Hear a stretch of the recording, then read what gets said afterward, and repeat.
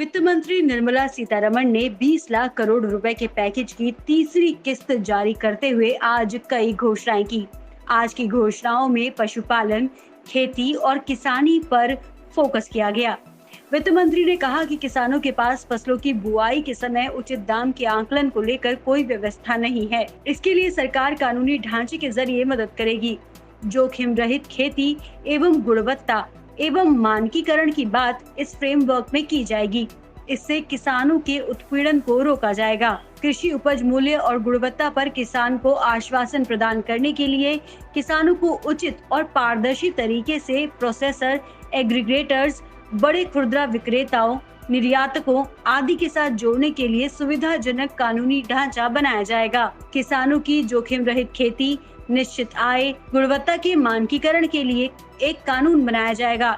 ये कानून किसान को आकर्षक मूल्य पर उपज बेचने के लिए पर्याप्त विकल्प प्रदान करेगा। वित्त मंत्री ने कहा कि टॉप टू टोटल योजना में 500 करोड़ रुपए डाले जाएंगे। इस योजना में टमाटर, प्याज और आलू के साथ ही अन्य सब्जियों और फलों को भी जोड़ा जाएगा। इसे अभी 6 महीने के लिए पायलट प्रोजेक्ट के रूप में लाया जाएगा। इससे नष्ट हो जाने वाली फसलों और फसलों को कम मूल्य पर बेचने के नुकसान से किसान बचेंगे। योजना में 50% सब्सिडी ट्रांसपोर्टेशन और 50% सब्सिडी भंडारण पर दी जाएगी। इससे किसान फसलों को अच्छे दाम पर बाद में बेच सकेगा। ऑपरेशन ग्रीन का विस्तार टमाटर, प्याज और आलू के अलावा बाकी सभी फल और सब्जियों के लिए किया जाएगा। इसके अलावा घोषणा में कहा गया कि एसेंशियल कमोडिटीज एक्ट में संशोधन किया जाएगा। किसानों को फसल का बेहतर दाम दिलाना लक्ष्य है। दाल, खाद्य तेल, तिलहन, दाल, प्याज और आलू जैसे कृषि उत्पादों को डीरेगुलेट करने के लिए आवश्यक वस्तु अधिनियम में संशोधन किया जाएगा। वहीं मधुमक्खी पालन के लिए 500 करोड़ रुपए का फंड बनाया जाएगा। इससे ग्रामीण इलाकों के 2 लाख मधुमक्खी पालकों को लाभ मिलेगा। इससे उपभोक्ताओं को बेहतर शहद भी मिलेगा। वित्त मंत्री ने 15,000 करोड़ रुपए के पशुपालन इंफ्रास्ट्रक्चर डेवलपमेंट फंड की भी घोषणा की। इस फंड का इस्तेमाल पशुपालन से जुड़े बुनियादी ढांचे के विकास के लिए किया जाएगा।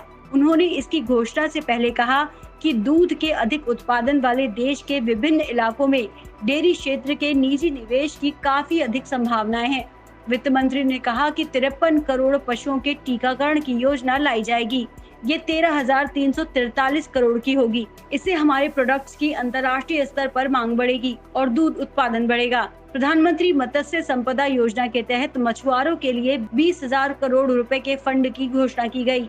सरकार समुद्री और अंतर्देशीय मत्स्य पालन के समावेशी विकास के लिए PMMSY की शुरुआत करेगी।